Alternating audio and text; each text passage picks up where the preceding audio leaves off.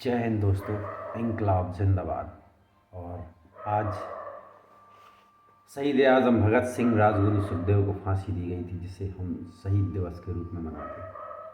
आज का दिन हर युवा, मैं तो कहूँगा पूरी दुनिया के लिए एक मिसाल है कि हम ऐसे व्यक्ति को जानते हैं जिसने सिर्फ 23 साल की उम्र में खुद को केवल फांसी स्वीकार कर ली, केवल इसलिए कि लोग आज़ादी के लिए लड़ सकें।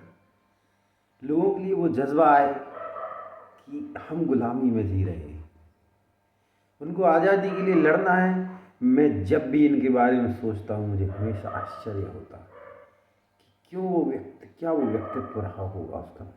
27 साल की उम्र में उसने क्या सोचा होगा, उसकी क्या सोचने की ताकत होगी कि सिर्फ आप 23 साल के हैं, क्या इंस्टाग्राम रील्स देखने में लगे हुए। लेकिन उस समय उस व्यक्ति ने क्या सोचा होगा कि मुझे देश के लिए मर जाना है, बस इसलिए मर जाना है कि लोग बस जिंदा रहें, लोग ये सीख जाएं कि आज़ादी होती क्या है। बस इसलिए अपनी जान दे दी और मुस्कुराते हुए। पर हम लोग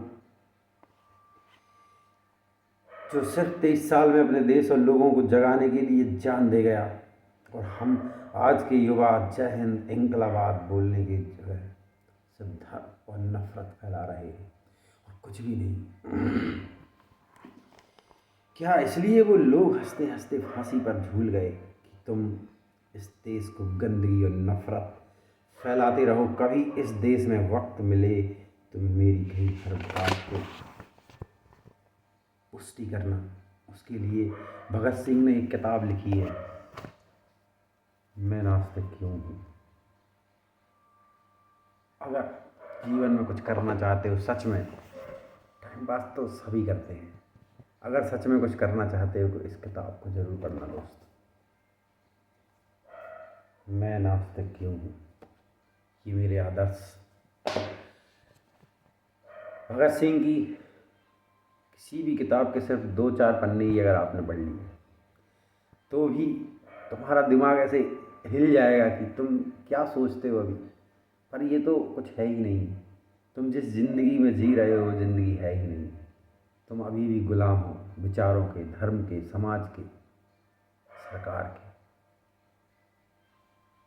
क्योंकि यदि तुमने इसको पढ़ लिया तो जो सोचा नहीं वह इस व्यक्ति ने कर दिया, जो तुम आज तक नहीं सोच पाए वो व्यक्ति कर गया है।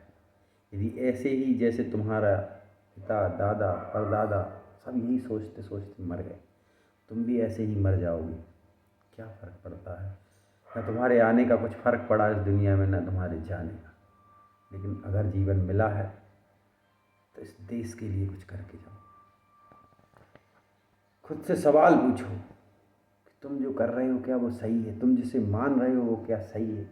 हर उस व्यक्ति से सवाल पूछो जो तुम्हारी ज़िंदगी में जुड़ा है, खुद से, सरकार से, परिवार से, हर चीज़ से। जो भी लोग कह रहे हैं कि मानो मानो, नहीं, कुछ नहीं मानो, जानने की कोशिश करो।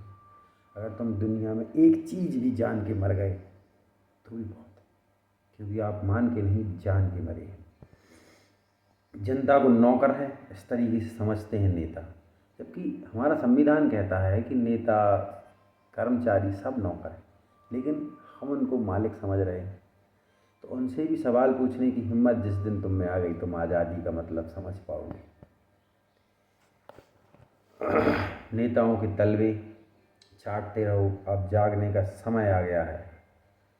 खुद को सवाल से घेर लो, कोई तुमसे जो भी कहे उस पर सवाल उठाओ, उसे जानने के लिए पढ़ो। भक्ति में लीन मत रहो, भक्त मत बनो, किसी के भी भक्त मत बनो। सब चीज़ों के लिए पढ़ो। गुलामी अब दूर नहीं है, क्योंकि अभी तुमको लग रहा है तुम आज़ाद हो लेकिन तुम गुलाम हो। ये जानने के लिए तुम्हें किसी व्यक्ति को पढ़ना होगा। अंत में बस इतना ही कि यदि जीवन जिंदा रहकर जीना चाहते हो तो भगत सिंह की किताब मैं नास्तिक क्यों हूँ आप नहीं पढ़ सकते, 2-4 पन्ने या कहीं से समरी मिल जाए वो सुन लो, आपका जीवन एकदम से हिल जाएगा कि हम अभी तक क्या कर रहे थे। पढ़े किताब आपके संपूर्ण विकास में सहयोगी होगी, और मेरा विश्वास है कि तुम गुलाम और गरीब नहीं मरोगे। अभी जिस तरीके से तुम गुलामी की ज़िंदगी जी रहे हो उस तरीके से कभी नहीं। आपको आज़ादी मिलेगी। भेदभाव, पक्षपात, राजनीति, दल विचार में इन सब से आज़ादी।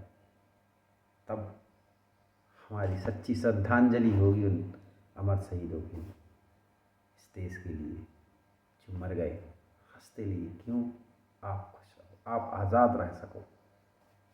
जय हिंद। इंकलाब जिंदाबाद।